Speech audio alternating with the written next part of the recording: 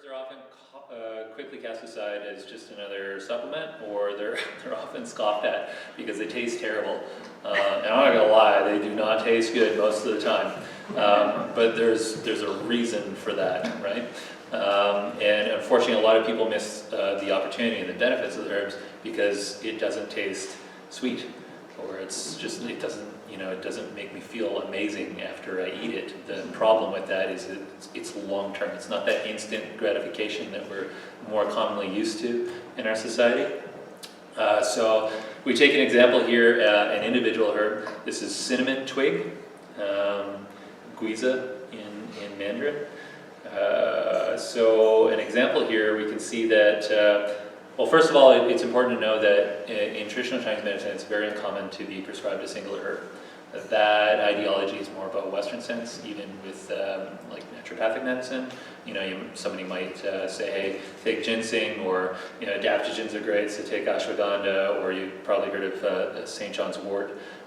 Again, we look at everything from a systems perspective, so that one thing may have benefits, but there's always other things that are going on within the body. So again, we're working with the whole system here. So thousands of years, again, dating way back, herbs have been categorized through their flavors, their temperatures, their associated meridians, their functions, their actions, their indications, their contraindications, so where you wouldn't want to use them. And that's sort of demonstrated here, probably a little blurry as it looks. What this is basically, this is taste. We've got sweet, acrid. Again, this is cinnamon that we're talking about. When we look into the temperature, it's warm. The meridians that are associated with it are the heart, the lung, urinary bladder, liver, kidneys. We've got dosages, and then of course over here we've got the actions of the herb. We've got indications that would present that why we would want to use them. And then, of course, contraindications, so conditions that we're seeing in the body that means this is not an indication for this herb. You implement a herb like this, and it's kind of like I talked before, iatrogenic or practitioner-induced, making the condition worse. And what we do know is listed for herb-drug interactions, which again, even if it's not listed, doesn't necessarily mean there isn't, the possibility of it happening. It just hasn't been documented yet, so please keep that in mind.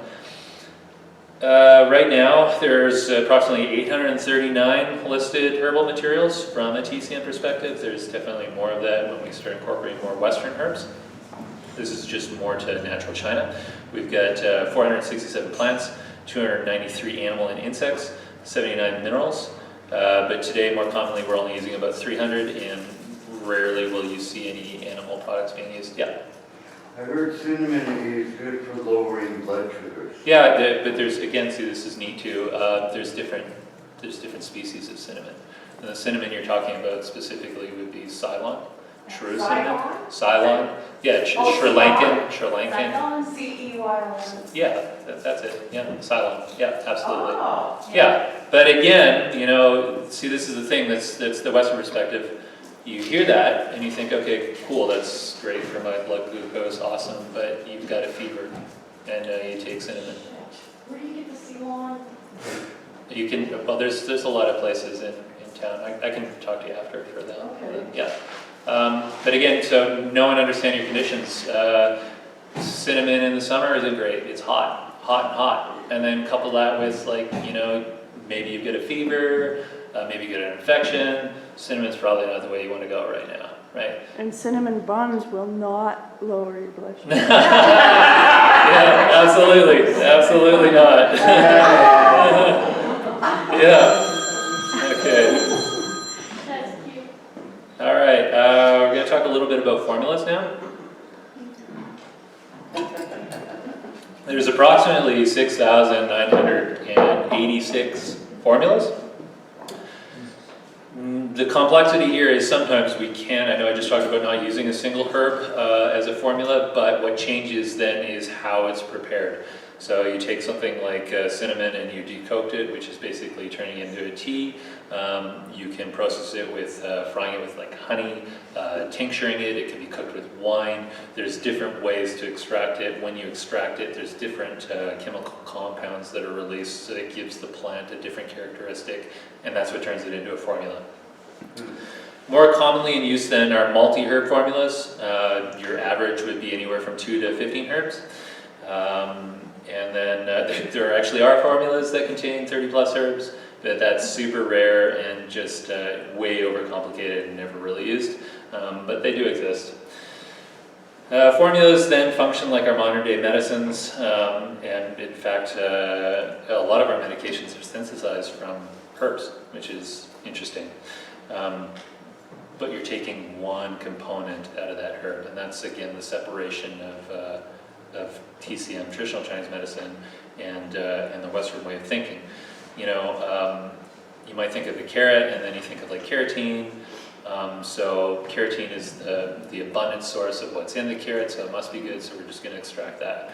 Well, we've evolved over, again, thousands of years to eat the carrot, the whole carrot.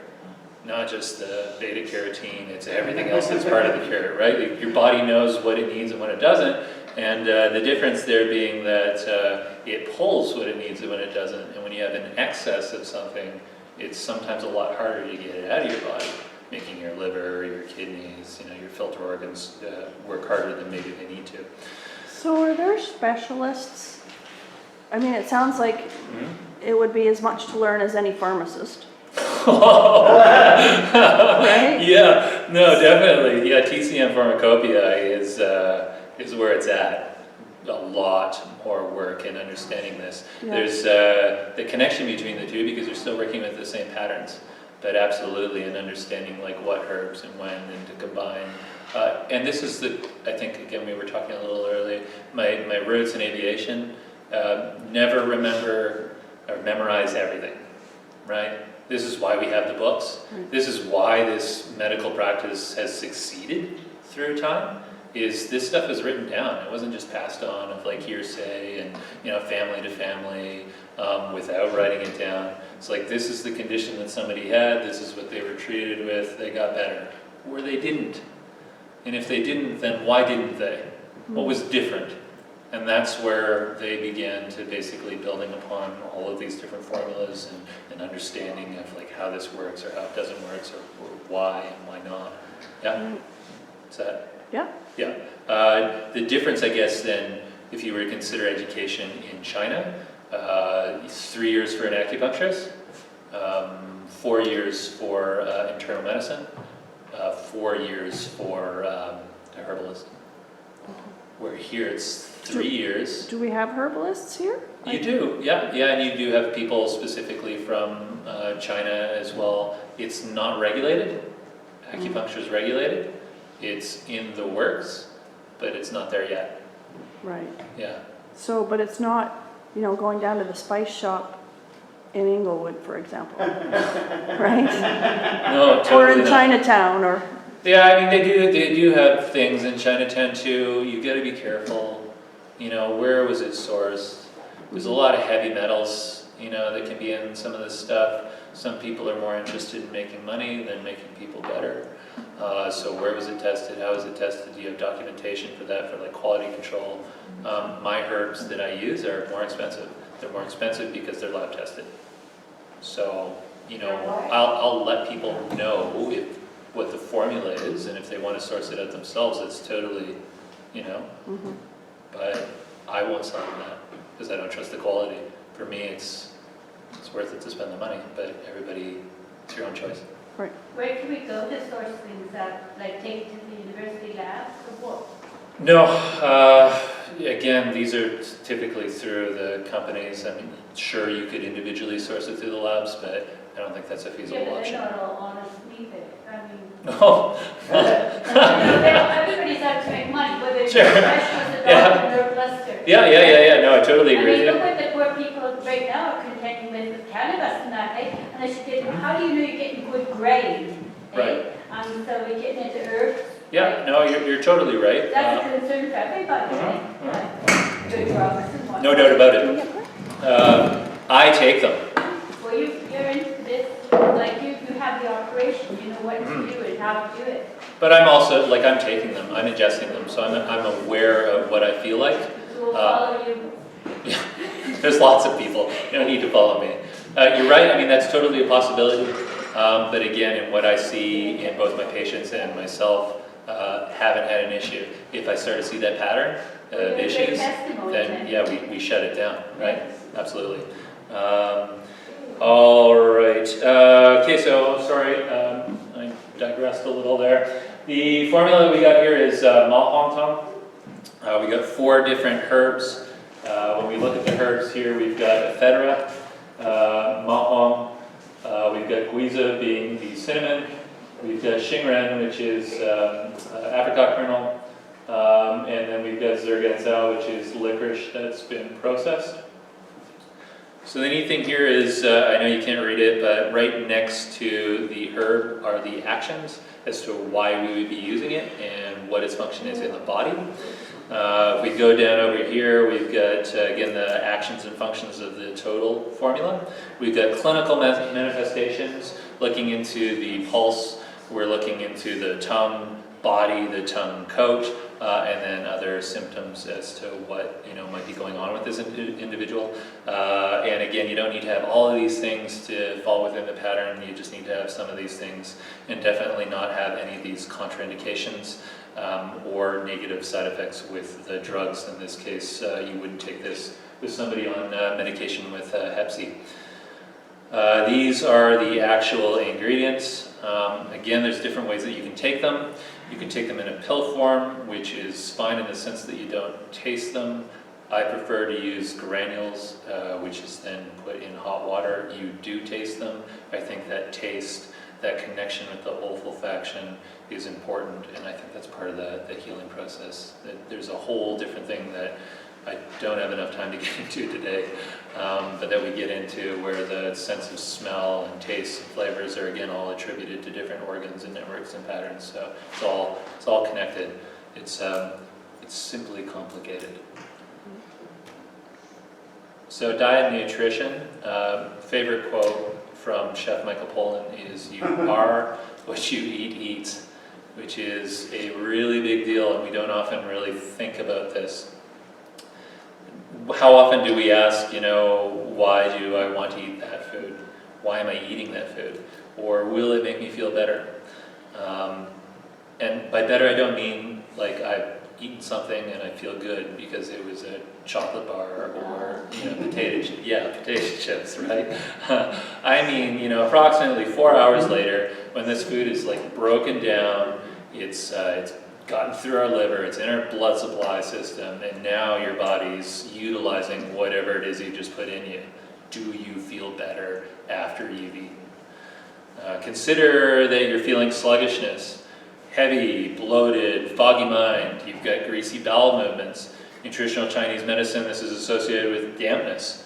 Dampness, again, when we relate to nature, it's sticky, it's slow, it's bog-like, swamp.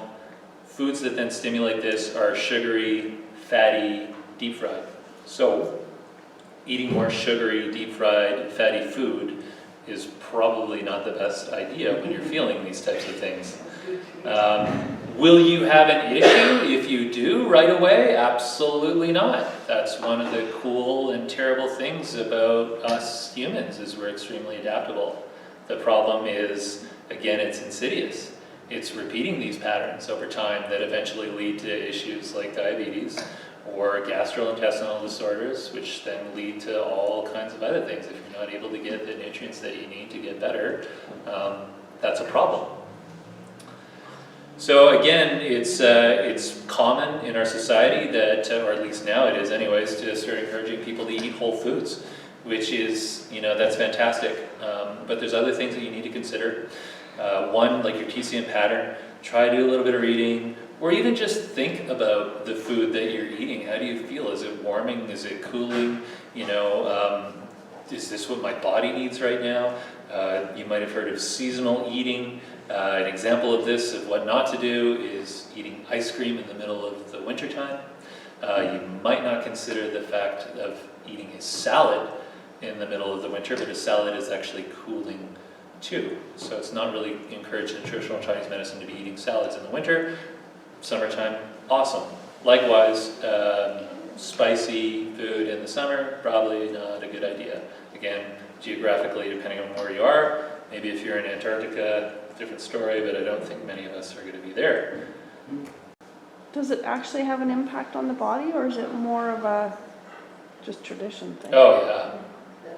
With women, you'll see this big time with like menstrual cycles. Huge. Probably the most immediate. Absolutely. Where you'll see it in other places, again, like the digestive system, a big deal. Maybe people that are suffering from headaches, a possibility, like what's causing that. Maybe you're really cold. Maybe you've got something autoimmune like Raynaud's. Like there's all kinds of different factors then that you would consider with something like that. Again, it really varies and depends on your pattern. Yeah. Will you notice it right away? That's again dependent on the individual. Like you got to think about the amount of time that you've spent in this pattern that you've created for yourself, and then even your sense of awareness. It takes time to sort of develop that, like these subtleties of. There's a lot of time we don't think that it's a problem. Drinking is a prime example. It's generally accepted within our society.